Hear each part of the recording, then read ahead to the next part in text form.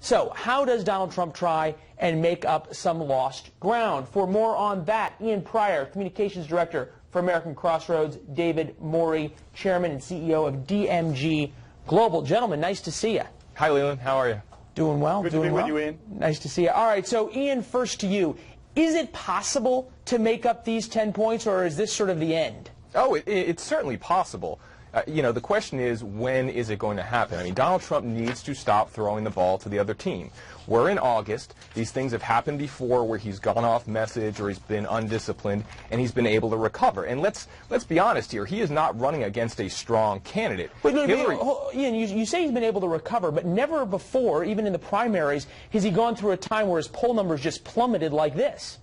Well, again, let's look at the DNC bounce that Hillary got, and we had 10 days, which I'm not going to sugarcoat it, were probably the worst 10 days of Donald Trump's campaign. But once we get into September, things could be different. He's going to have to work harder at staying disciplined. He's going to have to start airing ads. That's one thing that he hasn't been doing. We saw a big missed opportunity here with Hillary Clinton coming out and lying to Chris Wallace. That should have been supplemented with ads from the Trump campaign by Monday. The fact that it wasn't is concerning, but if he can get up there with a paid advertising campaign, he can make up some of this ground. Yeah, and we just saw an ad come out late yesterday afternoon from them on this very issue. David, we had a guest on in the last hour saying Clinton's team is sort of perplexed by her continued denials and obfuscations when it comes to the email scandals, to the point the Washington Post is now giving her four Pinocchios. Why? Why is the Clinton campaign not trying to capitalize on this Donald Trump thing and instead allowing itself to be caught up in these continued lies?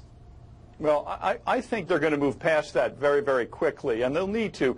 The more they talk about emails, the worse it gets, unless there's some kind of new news and they have to respond to something. I mean, she's talking about some complicated legal issues that the American people don't understand, perhaps. Out of 30,000 emails, David, it's not that complicated. Either she had classified information on her server or she didn't. She told the American people she didn't. The FBI director says she did, and she continues to say, I didn't. That's not that complicated. Well, I disagree that it's not that complicated. It's a pretty complicated issue. Number one, the FBI director said there was no intent, which is why there was no indictment. Number two, he said she told the truth to the FBI. And number three, he said it was extremely careless. And she has then agreed with the first two, and she's characterized extremely careless as I'd never do it again. It was a big mistake. The issue of complexity, but again, she still hasn't told the truth. Hang on, let me finish my point. The issue of the complexity is, out of 30,000 emails, 3 of them had very small markings that indicated classified. She said she didn't see them, and obviously other people say she should have. Ian, why are we not hearing Donald Trump just hammering away at this issue and saying, look, if the FBI director calls you careless, how can you be president, and on these kinds of things? When Trump's on the stump, we don't hear about these issues. Why not?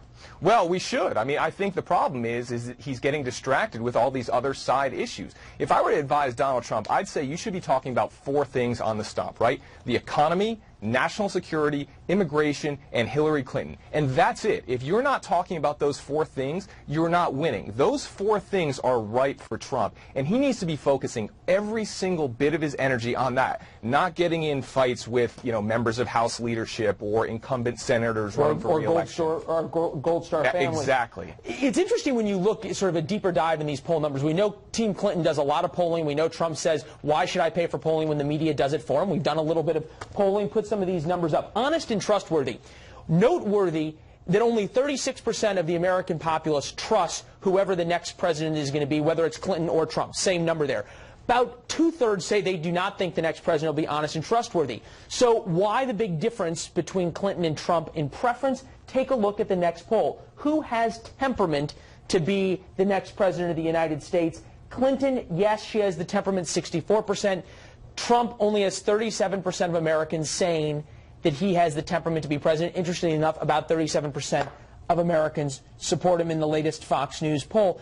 Ian, possible to turn that kind of number around in the next 3 months? Yeah, I think it's absolutely possible. I think, again, one of the things that's been disappointing is that the convention was viewed as a reset opportunity for Donald Trump to go out there and show that he has the temperament, to show that he has the vision. And I think he did an excellent job. I think his speech was very good, and it showed his vision. But unfortunately, this latest, controversy distracts from that. So he does have the opportunity to go go back to convention Donald Trump, get his message out there, show that he has the temperament, and he can improve that. Because the bottom line is Hillary Clinton's trustworthy numbers, they're baked in. They're not getting any better. People just don't trust her, and her lying has now gotten to pathological levels. David, I'm going to give you the last word on this in the sense that is Team Clinton worried that if all of a sudden Donald Trump does get on message, all of a sudden Donald Trump does start speaking off a prompter and going after Clinton on the 4 issues that Ian just talked about, are they worried that she could be in trouble, or do they feel like they're pretty confident right now?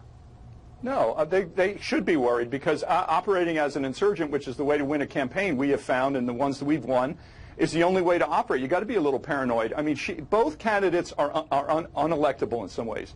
Donald Trump has a 63% unfavorable, as you said. She has a 55% unfavorable, Hillary Clinton. So you got to kind of get relatively better in terms of the unfavorables.